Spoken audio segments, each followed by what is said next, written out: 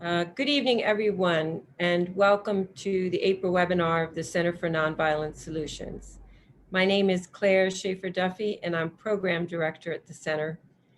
For those of you joining for the first time, we're a small nonprofit committed to building a culture of peace here in Worcester. We focus on peace education, offering classes for youth, workshops on nonviolent conflict resolution, dramatic readings, and even a walking tour of Worcester's nonviolent history. We also host monthly events like this one that highlights examples of nonviolent activism or the institutions, infrastructure might be a better word here, that make for peace. The popular perception of peace is that it's the absence of conflict. Everyone is being nice. Yet this is very superficial, limited understanding, and the center hopes to enlarge and expand people's education on the point. So tonight we're going to look at the connection between nursing and peace. I can think of a no more qualified person to help us with the topic than Donna Perry. She is an associate professor at the UMass Chen Medical School, Tan Ching Fen Graduate School of Nursing, where she teaches in the Ph.D. program. Her research is conducted within a framework she developed called Transcendental Pluralism, which is grounded in human and ecological dignity. Donna has conducted peace research with the Israeli-Palestinian group Combatants for Peace. I should mention that they were twice nominated for the Nobel Peace Prize. And she's on the Academic Advisory Council for American Friends for the Combatants for Peace. Dr. Perry is currently studying the influence of wildlife immersion activities for veterans with post-traumatic stress disorder. She has also served on the board here at the center for a number of years. I've had the privilege of hearing Donna give presentations several times over the past 10 years, and I'm always impressed with her thoroughness, her clarity, her also visionary thinking. So I'm so pleased to have her here with us tonight.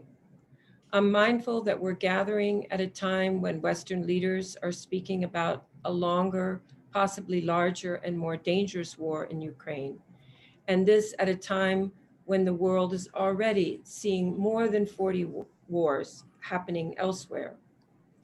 All the more reason then to consider the disciplines, the common disciplines shared among societies that can facilitate peace and international order.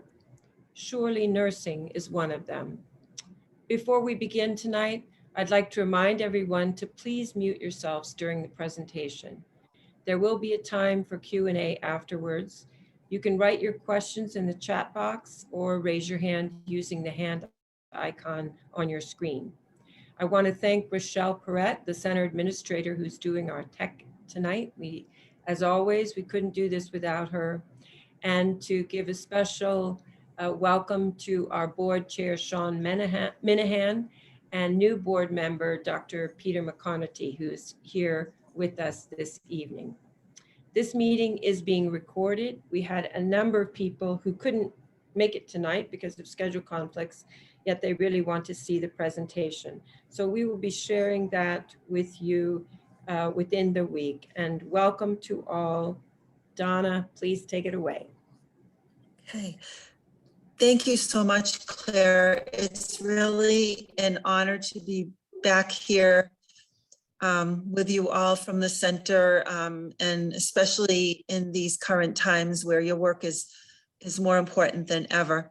So tonight I'm going to talk about the link between health and peace and some of the international humanitarian law and human rights instruments that are important for health and peace. And then at the end, we'll open it to questions, and I'd love to hear people's thoughts and talk a bit. So, as we know, violent conflict unfortunately has grave effects on human health, only combatants, but with increasing frequency, the civilian population as well. Civilian morbidity and mortality occur both from direct injuries as well as indirect consequences of conflict, including displacement of the population. People have to leave their homes, their towns.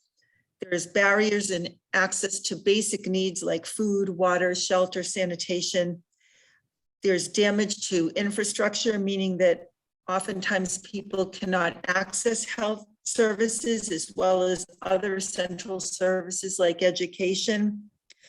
There's also disease related to malnutrition, infectious diseases of the GI tract and respiratory system, and malaria.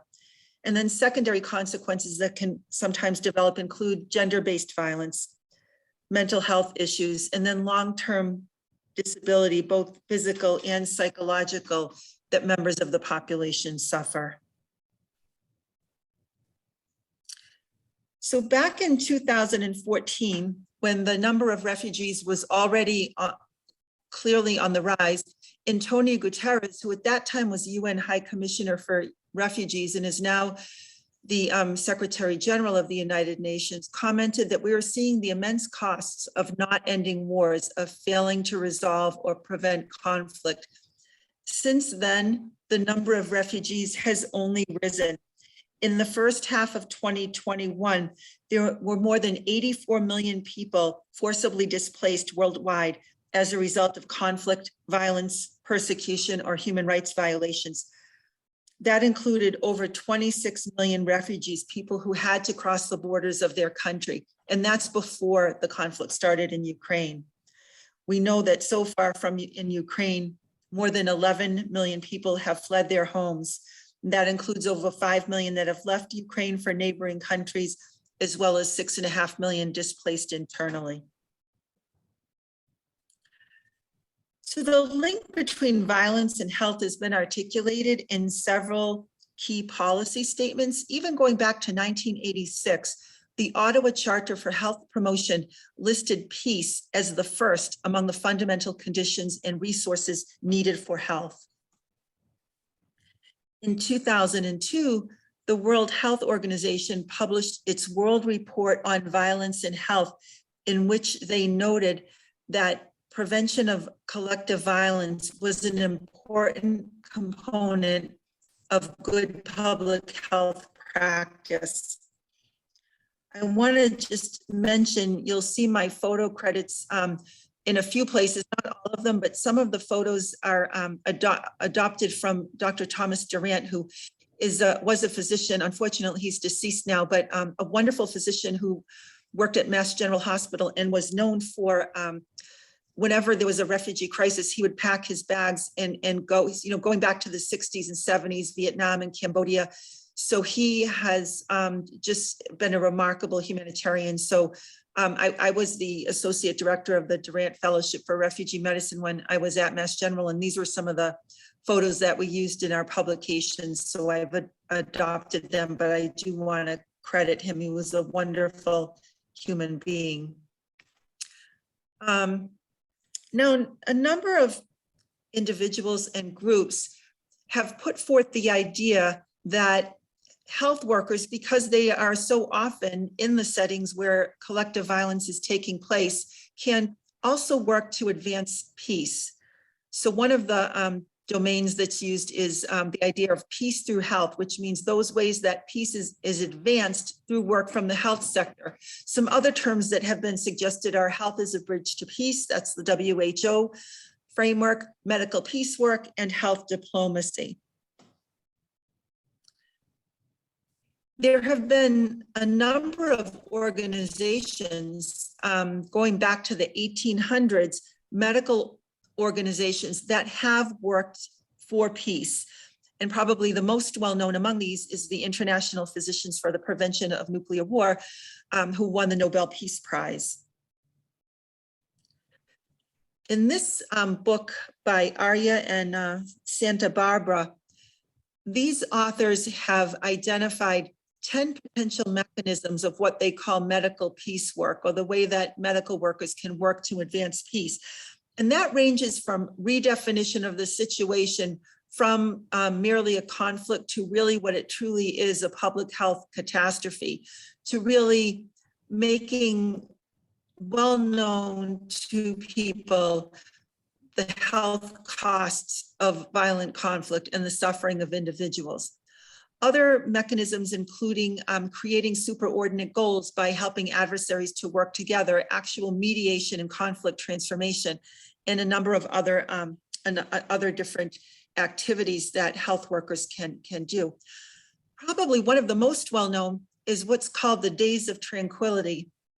This occurred in El Salvador during the war in the 1980s, when UNICEF and the Roman Catholic Church worked together to mediate between the guerrillas and the government for days in which there would be a ceasefire so that they could go around and vaccinate the children against polio. At that time, there was really, and there still is, but it was very important then to really try to increase vaccination against polio. So they were able to persuade the guerrillas and the government leaders to have 3 days that they call Days of Tranquility, and they were able to vaccinate 250,000 children in the country. And it was so successful that they repeated it every year through 1991. And that work is credited with actually helping to lay the groundwork for later peace and in the country, because it helped to build relationships that help kind of lay that foundation for later peace building. At the same time, I do want to caution that we also have to be very sensitive and careful when thinking about doing any work for conflict resolution and peace, especially in a context in which there is an active violent conflict going on. There have been situations where not only health workers, but even humanitarian aid workers have unfortunately exacerbated conflicts unintentionally, but through things, for example, maybe unintentionally favoring one side versus another. Maybe they built stronger relations with one side so that the two groups actually became more divided instead of more united. So with that in mind, there's this book by Mary Anderson, as well as this organization that work to educate people around the principle of do no harm. And one of their central principles is when working to provide aid or medical care in a situation where there's a conflict, to really try to understand the conflict, understand both sides, and to identify connectors and dividers. What are potential connectors between the two sides, or what are things that might divide them? And in any programs or policies, to try to enhance connectors and minimize dividers. So for civilians that are unfortunately in a situation of collective violence, there are bodies of regulation to protect civilians during time of war. These include professional codes of conduct, refugee law, international humanitarian law, and human rights law. So I'm going to focus primarily on the last two, international humanitarian law and human rights law. So international humanitarian law is the body of law regulating the conduct of armed conflict, and in trying to, in some ways, ameliorate the consequences of armed conflict. So one of the unfortunate assumptions of international humanitarian law is that war has been part of human history, and at least for the near future, it seems to be a part of our human existence. So taking that as sort of an assumption, this law tries as much as possible to protect non-combatants, civilians, and injured during the time of war through the Geneva Convention's additional protocols and conventions that ban certain weapons. So the background of this is in 1859, there was a Swiss businessman, Henri Dunant, who was coming back from a trip and crossing through Italy and happened upon the aftermath of the Battle of Solferino. So he just happened to be, walking through this area and came upon the field where, literally the ground was just covered with dying and dead combatants from the war. And he was horrified when he saw this. So he persuaded the generals leading the war to have a ceasefire so that he could go back to the town, recruit some volunteers from the town to come and collect the injured people and bring them back for medical care. So the impression of that experience stayed with him. He later wrote a book about it and was instrumental in developing the International Committee of the Red Cross in the first Geneva Convention that was passed in 1864. And this first Geneva Convention basically declares that medical personnel, medical facilities, medical transport are neutral in the time of war. And so that the belligerents on both sides need to allow free passage of both the injured and the people that are providing care for them. So this was really a very, very significant declaration and agreement. Now, back here in the US, Clara Barton, who I'm sure most of you have heard of, was very famous for her work, primarily her work in the Civil War. She was also the founder of the American Red Cross, but also contributed greatly to international nursing during her work during conflict. So she nursed in conflicts, including the Armenian Genocide, the Spanish-American War. Even at the age of 77, she brought a contingent of nurses to Cuba, where there's actually a statue erected to her in the town of Santiago because they fed 10,000 starving people in one day. So very well known for her humanitarian work. She was born, I'm not sure if everyone's familiar with this, but she was born right here in Oxford, Massachusetts. And there is a wonderful museum in Oxford, her birthplace museum. And it's a wonderful historical museum for anybody that's interested in going to that sometime. But in relation to the Geneva Convention, Clara Barton played an important role because she also was engaged in political advocacy, and she strongly advocated for the US Congress to ratify that first Geneva Convention, which they did in 1882. So she really played an important role in that. So nursing as the discipline we know it today was actually born out of war.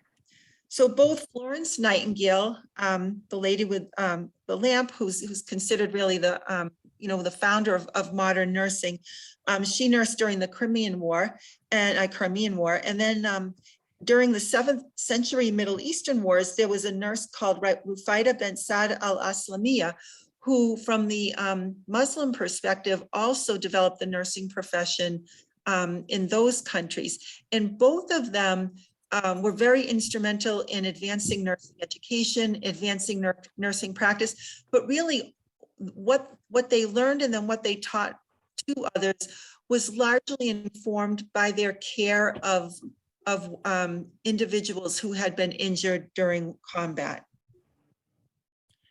And today, the body that regulates, or the central nursing organization that is organizes the national associations, is the International Council of Nurses.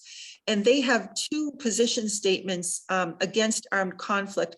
First of all, opposing armed conflict in general and advocating for negotiation, mediation, and peaceful conflict resolution, as well as another position statement working toward the elimination of weapons of war and conflict, and encouraging nurses and nursing organizations to urge government leaders and decision makers to do their most to prevent war and armed conflict, and particularly to avoid use of any nuclear, chemical, biological, and the most harmful of weapons. So now I'm going to switch from international humanitarian law to a little bit on human rights law. So codes of human rights have actually existed since the BC era, going back to the Hammurabi codes of Babylon. And then in Middle Ages, we had the British Magna Carta, followed in the 1700s with the French Declaration of the Rights of Man and Citizen and the US Bill of Rights.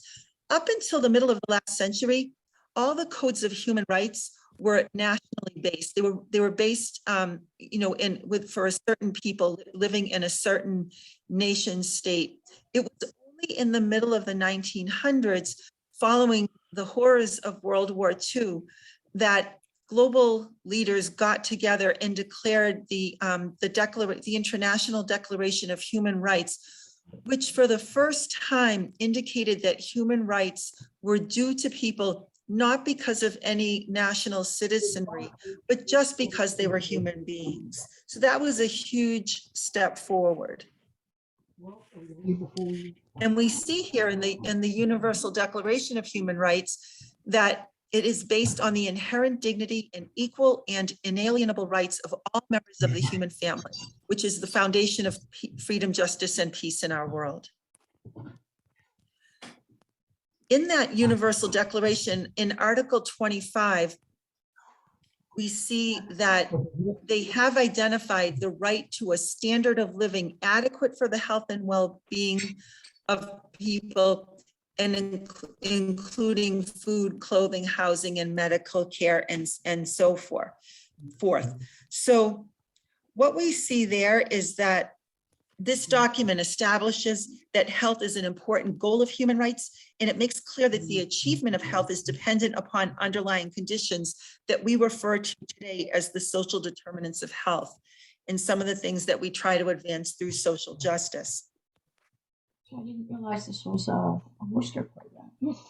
A further She's got a piercing voice. document that in 1966, the International Covenant on Economic, Social, and Cultural Rights in Article 12 actually declares explicitly the right to health. So this is sort of a landmark international human rights document, the right of everyone to enjoyment of the highest attainable standard of physical and mental health. So this is the cornerstone of health human rights law.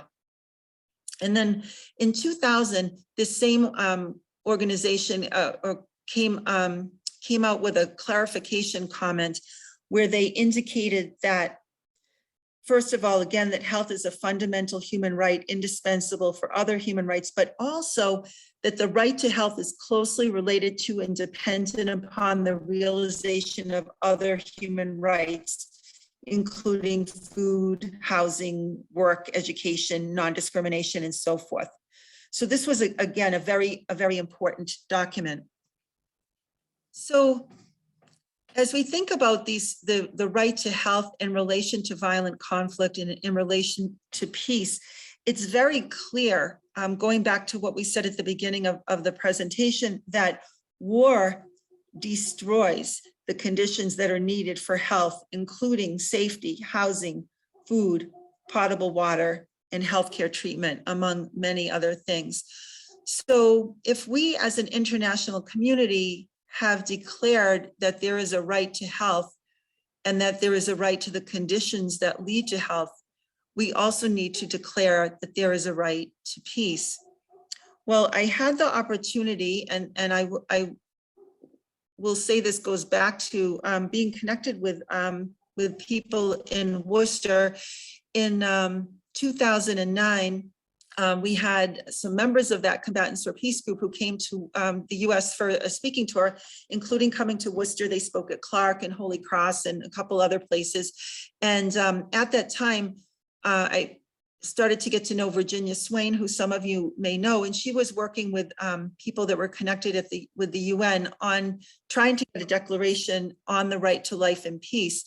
So I offered to get involved, and over the subsequent, I don't know, 3 to 4, I guess actually it was 5 or 6 years, I continued to volunteer with that movement, primarily doing a lot of editing on a lot of the documents, because there was a group that was really working on it, and they were going all over the world and meeting with different groups and trying to get different people's views on the right to peace, and trying to develop a statement. Eventually, the UN Human Rights Council appointed a working group on the right to peace. And so the people I was working with ended up leading that group. So I was able to continue volunteering, editing different documents, which was really a fabulous opportunity because I get to see firsthand how things evolved and so forth. And finally, in 2016, the UN General Assembly did ratify the Declaration on the Right to Life and Peace. And that's on my next slide. So here's Article 1. Everyone has the right to enjoy peace such that all human rights are promoted and protected and development is fully realized. So that was really an important milestone for peace. Now, you may ask, why do we have all these declarations? So clearly the right to life and peace is not being adhered to on a global level. And we can see in the war in Ukraine, among many other wars, terrible violations of international humanitarian law. The World Health Organization reported, I think just today or yesterday, at least 150 attacks on healthcare facilities in Ukraine. And more than 70 people have been killed in spaces that should be protected by the Geneva Conventions. So we may ask, why bother with all these treaties and declarations? Why have a UN? Why have these pieces of paper that say this? But I submit that the work of the UN and the various humanitarian and human rights conventions are important and worthwhile. Why? Because after thousands of years of human civilization, we have, in just the last 100 years, come to international agreement about our obligations toward one another. These declarations represent significant global human understanding and decisions. However, while these agreements are critically important, they are insufficient. And so I'll now turn to another important declaration on the culture of peace. And I always think of Mike True, one of our wonderful founders, when I think about the culture of peace. But the Declaration and Program of Action on a Culture of Peace was adopted by the UN General Assembly in 1999. And while nation states are the signatories and responsible for upholding international law, the culture of peace calls for all of us in every walk of life to bear responsibility for advancing peace. But this requires education and truly a transformation of human consciousness. And this is why organizations like the Center for Nonviolent Solutions are so important. My research with members of the Israeli-Palestinian peace group, Combatants for Peace, shows that such transformation is possible. So this group, for those who are not familiar with it, was founded by Israeli members of the IDF and Palestinians who had been involved in violence on behalf of Palestinian freedom, who got together and through dialogue together renounced all violence and still to this day are working together non-violently for a peaceful solution to the Israeli-Palestinian conflict. And this is a quote from one member of the group that I have found so inspirational. He said, "If I change the way I'm thinking, maybe I could change others. I feel more powerful, really, because the power of the human being is in his mind and his ideas. If you could change somebody, maybe you give him more power, he could be a better person." And that really is essentially what this transformation in the culture of peace is all about. And that's what the work of the Center for Nonviolent Solutions is all about. And I just want to, before I close, we open to questions, I just want to give one little plug for anybody that might be interested in Combatants for Peace. One of their traditions that they started many years ago was having a joint Memorial Day ceremony. So for those who may be familiar with Israel, they have this Memorial Day, which is usually around May every year. And it's a day of remembrance of all the people that have been killed in the wars, but it's a national day of remembrance for Israelis that have been killed. So this organization transformed that idea and made it a joint Memorial Day to try to remember those lost on both sides and to remind themselves of the importance for peace. And it started, in an auditorium, and it grew, a little year by year. And then when COVID hit, they had to go remote. And so, but that was so successful. I think the first year they had something like 100,000 people that watched.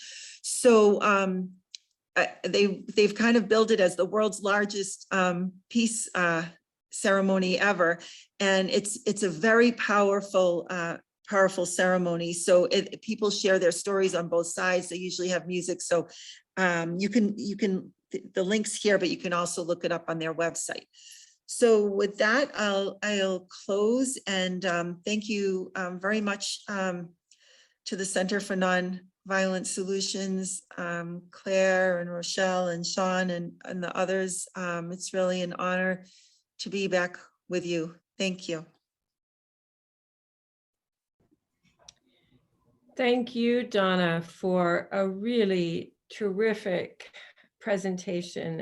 It was so thorough. I knew it would be, and also inspiring. And several things came to mind listening to all that you gave us this evening. And I want to go back and actually watch the recording so I can capture some of the history. But the role that International Physicians for the Prevention of Nuclear War played in the recent creation of the Treaty for the Prohibition of Nuclear Weapons. They were a key organization to initiate that grassroots effort, and their contribution was to no longer look at the weapons from just a national security framework, but from a humanitarian perspective and the corporal harm that they do to the human body. So that was a lens of evaluation that's included in this People's Treaty that calls for complete elimination of nuclear weapons, not just bargaining to use them as a deterrent for power plays on the geopolitical level. And it's I'm always highlighting the treaty because not enough Americans know about it. And but it's especially important now because of the nuclear weapons component that overshadows the Ukrainian war. So that was one thing that came to mind when you spoke, but I was so fascinated on the days of tranquility that you spoke about. Have there been any other examples? And I am conscious that I'm just getting the conversation going here, but if people have questions, so please put them in the chat box or feel free to raise your hand. So have there been any other examples of yes, thank you. I'm glad you asked that because I meant to mention it and I forgot. There are two that I know of, and there have likely been more, but yes, because that had worked so well, the UN has continued, and I know they have held them in Sudan and Afghanistan. And again, it's that goal of vaccinating the children against polio. So that's really been the primary purpose. So that is continuing. So they actually had a cessation of hostilities while the vaccine campaigns went on. Oh, wow, that's very. Yeah. And I don't know I'd have to look up a little bit to see the long-term implications in those places. I don't know if there was any, but they were able to get some vaccinations done. So that was good.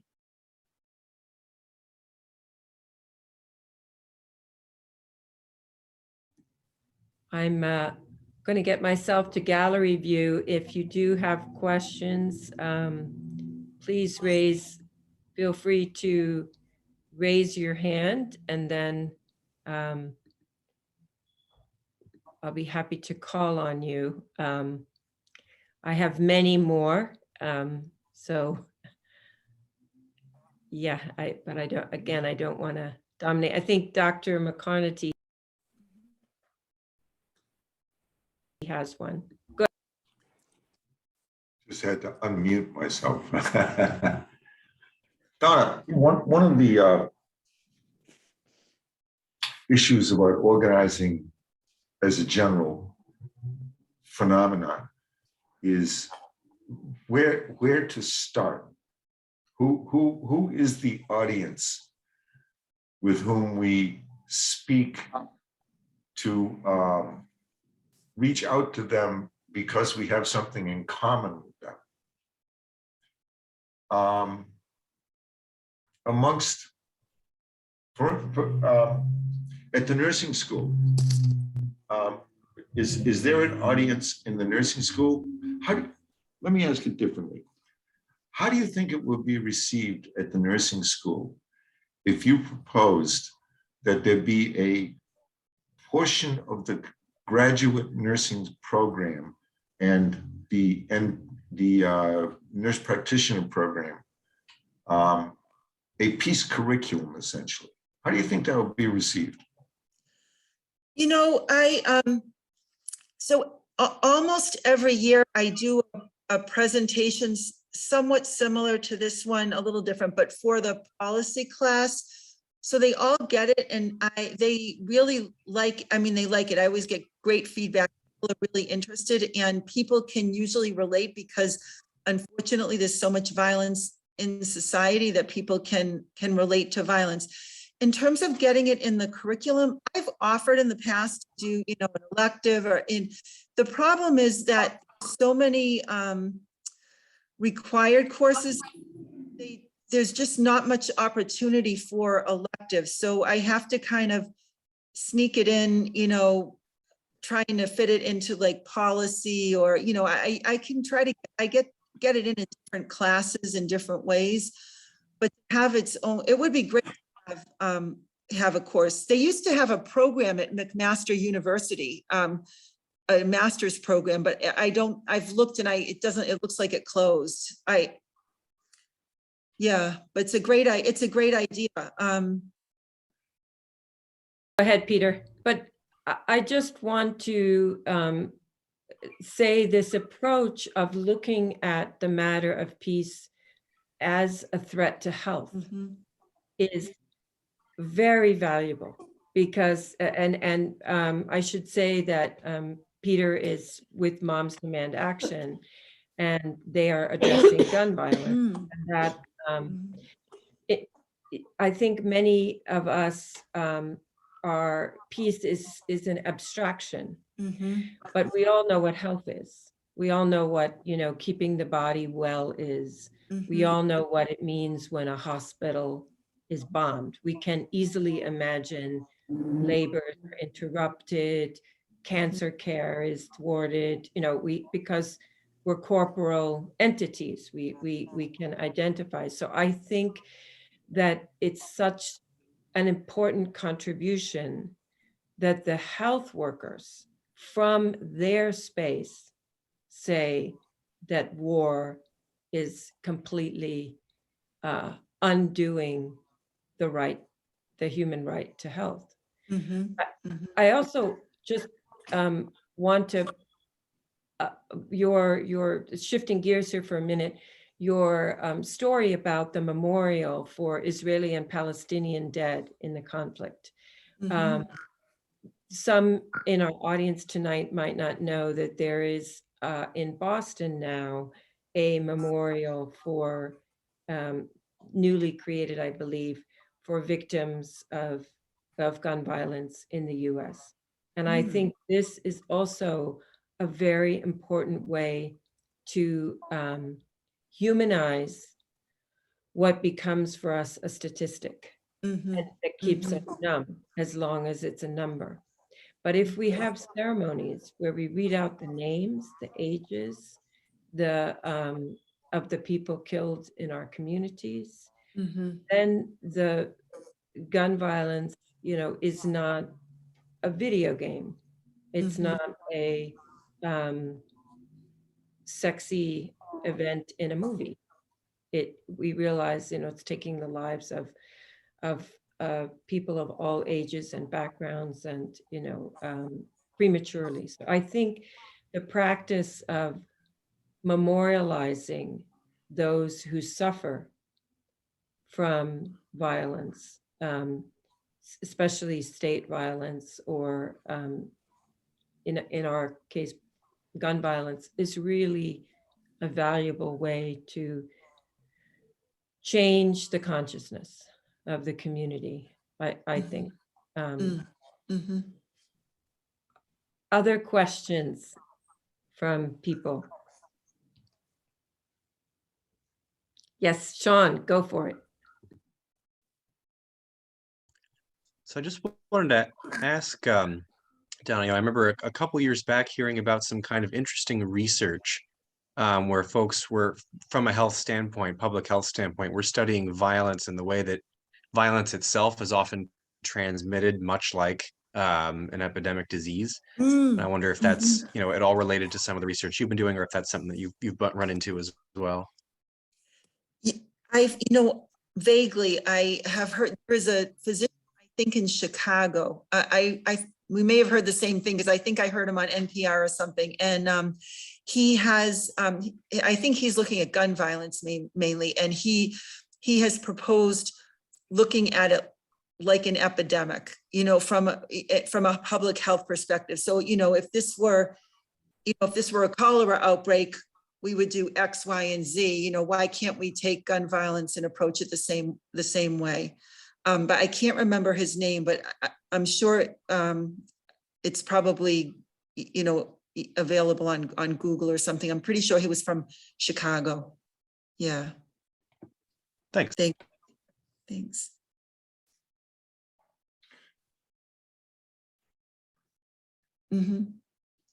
Hi, Peter again. Yeah. Hi, Peter. So interesting segue, viewing issues as public health problems. There is a good deal of precedent, the gun violence movement, looking at it from a public health perspective, has been, I think, fruitful in generating ways to be active. The parallel with the opiate overdose epidemic in the United States. One of the things that all these have in common is an assumption that this is just part of human nature, and when you put human beings in society, you inevitably get violence, you inevitably get addiction. And looking at it from a point of view of a international war is sort of the same thing. Anytime you get two countries, they're probably going to have some. Historically, people tend to want to kill each other, not be friends with each other at some level. What would harm reduction look like in the area of international peacemaking? Can you say a little bit more about harm? Do you mean reduction harm from war? Reducing harm from war? Well, what do you mean do no harm? Are you talking about, are you referring to the slide I had on do no harm, or no? No, I'm thinking of it from the point of view of, for instance, in talking about the opiate epidemic, getting people to stop using opiates. Well, yeah, that would be a really good thing. But harm reduction means things like, well, if you're going to use opiates, how do you avoid getting soft tissue infections and heart valve infections and AIDS? Would, from a harm reduction point of view, clean needles are a part of the solution, but they don't treat the underlying problem. They reduce the harm to individuals who cannot be free of opiates. from an international peace perspective, is there a way to think about this, about harm reduction within the context of something like Ukraine? So I think that is what international humanitarian law tries to do. So that it takes kind of as a starting point that war exists, but it tries to limit the harm. So, all right, war exists, but you can't do anything to harm, you shouldn't do anything to harm civilians. You know, you shouldn't, you know, if people are injured, you should let them get safe passage to the hospital. You should, you know, there are certain weapons you shouldn't, you know, be using, like cluster bombs and landmines and so forth. So it kind of accepts that war is, you know, but so it doesn't attempt to prevent war. There's two kinds of international law that relate to war. One is jus ad bello, I believe, and the other is jus in bello. So jus ad bello is basically the law that regulates when countries can go to war. And there are I think 5 different categories, you know, and these are agreed upon by charter members of the UN, that, you know, it should be last resort, you know, blah, blah. There's I think 4 or 5 different ones. I can't remember all of them, but that's looking more at preventing war, or peace work is looking at, you know, preventing war or stopping war. But international humanitarian law takes as its starting point that war exists. So let's try to mitigate the harm as much as we can through these treaties by regulating the conduct of war. So that I think is one way, you know, and there's certainly there may be others, you know, possibly local agreements, something like a temporary humanitarian corridor to allow people to evacuate, trying to limit where shelling occurs so that it's not near civilian areas, you know, so it's more in areas where only the combatants are going to be involved, you know, versus, you know, buildings and schools and so forth. So I don't know, does that answer your question? Kind of. Yeah, I mean, you know, I think we are in the medical field, we're quite used to the idea of thinking about epidemics and thinking about diseases. And one of the things about it is if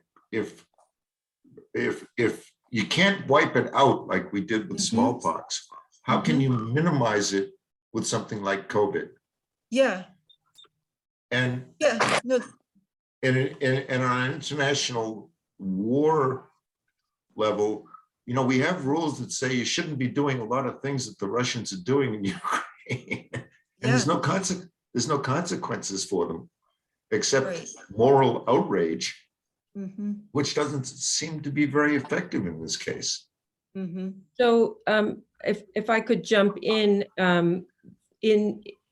the health field and international humanitarian law, as you pointed out, Donna, in the scenario where war exists and you are trying to do harm reduction through these requirements of trying to negotiate humanitarian corridors and other details.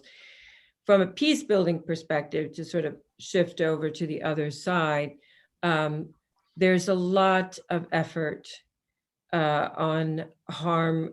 They would define harm reduction happening farther earlier in the story, prior to the conflagration point of war. And certainly a very key effort is arms control and reducing the amount of weaponry that is available, similar to what we have with our gun violence here in the United States. And even if you can take the opiate metaphor, you know, reduce the kinds of drugs that are available on the street, the fentanyl that is lethal. Similarly, so the same thinking with controlling the number of arms, eliminating nuclear weapons, because the harm from that is so catastrophic. That would be very much the peace builders effort on harm reduction. And then there's a whole field of developing what's called positive peace. And this is what the culture of peace is built upon, that if you strengthen your communication systems, for example, if you have transparent media and access to information and informed public, that's one way that you reduce the likelihood of totalitarianism, authoritarianism, of, oppressive regimes. If you have a strong emphasis on environmental protection, so that you're not allowing for resource depletion, then you're less likely to have conflict. So that's harm reduction also. So there's these very practical areas of society that if they start to falter, your conflict risk jumps up significantly. And there are people who are now measuring that.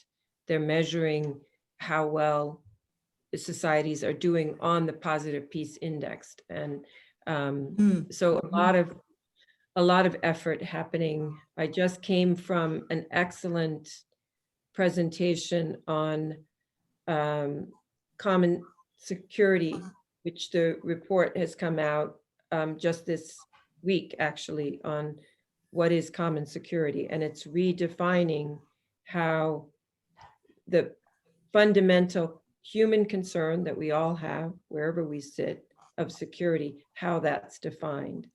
And it's not defined by who controls all the power. It's defined by my security is as strong as my opponent's, because we are, so if my opponent feels at risk, my security is jeopardized.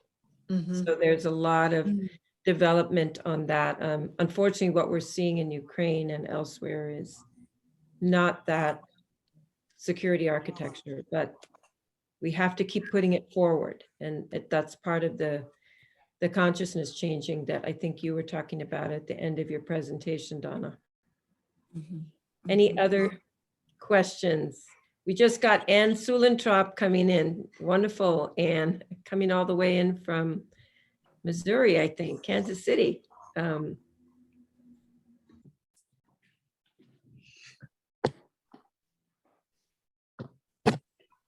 Yes, I'm from Kansas City, Kansas.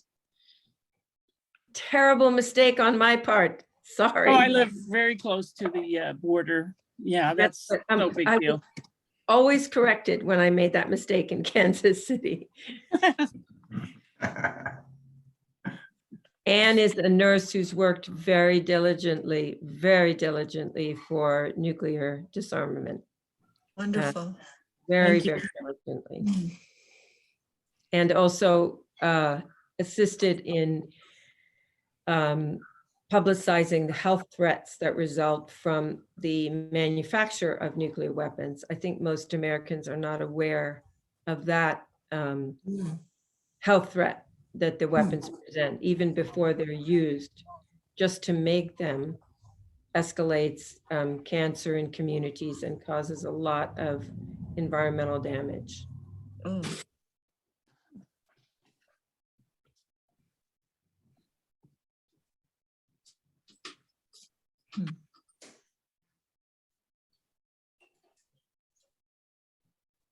Donna, I have one more question for you. Could you say a word about the Nurses for Peace campaign that is mentioned by the International Council, Nurses Council?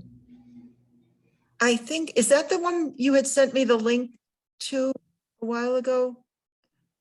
It's referenced on their website. I think I wasn't familiar with them until you sent me the link. And when I looked it up, it was, I think it was nurses from a few different countries on the African continent.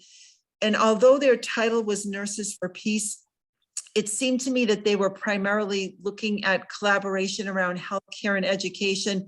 I think, with kind of a soft goal that this would advance peace, because they were building relationships with one another. But I from what I read, I didn't see that they were actively, working on particular, conflicts or anything like that. But it looked like a great collaborative organization, if that's the same organization.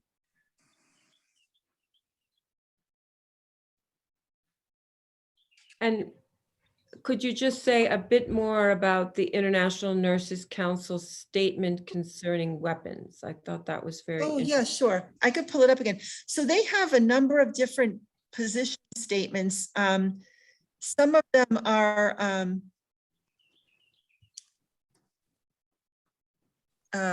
hold on for a minute. Let me, so some of them are related. For example, they do have a position statement against torture.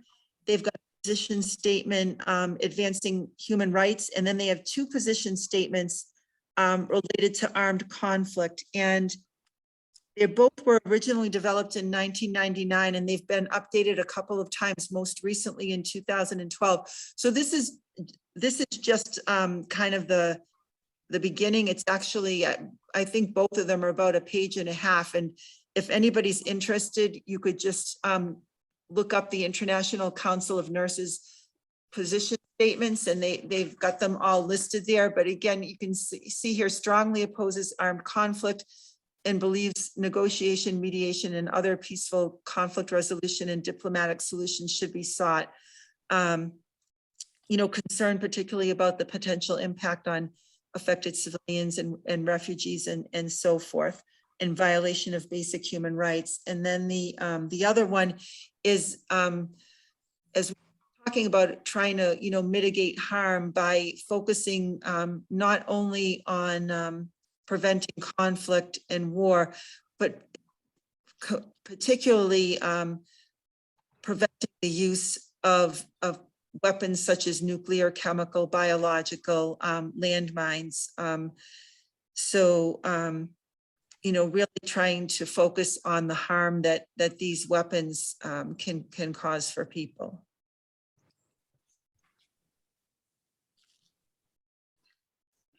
Thank you. Well, thank you very much. Wait, I think we have one more question, Donna. From Is that me, Claire? I just wanted to thank Donna so much. This was an excellent presentation and so important for us to learn about, to be reminded of these different declarations and all the important work that's going on. So I really wanted to thank you and the discussion. We really appreciated hearing it. I also just wanted to give a real shout out to you, Claire, Rochelle, Sean, all your presentations that the center has been doing over the last 2 years. They've just been excellent. So we really appreciate it. And thanks again, Donna. This was really, really very important to hear. And we wish you the best in all your work. It's very hopeful. Thank you. Thank you, Kate. Thank you very much. And thank Claire. Thank you. I mean, it just goes back to what a gem the center is. I feel so honored. Thank you very much for this opportunity to speak with you all. We had quite a few people who couldn't make it, and we will be, so they said, please send us the recording. And by little and little, we need to keep educating ourselves about all this potential and wisdom that has come out from human beings. In this case, observing the suffering of the body that happens in war and how we can do better. So many thanks for all of the health workers. So many of them risk their lives. I appreciated you mentioning Dr. I can't think of his name, the UMass man. He was Durant? Dr. Durant, yeah. Those who remember reading in the Boston Globe in the 90s, he was legendary for going into war zones immediately to give relief. And so that keeps us hopeful about the compassion the capacity for compassion in human beings, because you can get discouraged in times of war, that has been drained out of us. So thank you, nurses and doctors, and yeah, and we will gather again in May, and then we take a break for the summer, back again in September. But we will be doing for those of you who live in Worcester, we're running our walking tours of Worcester's peace history next month and June. And I'm reminded that we need to at least acknowledge Clara Barton in our tour, because we speak about all the remarkable, we can't even touch on it in a single tour, but we just try to give a sampling of all these people that were either visionary in their peacemaking or very practical, like Clara Barton and the women suffragists. And so that will be coming up in May and June. So thank you all for being with us. All right. Thank you. Thank you. Bye.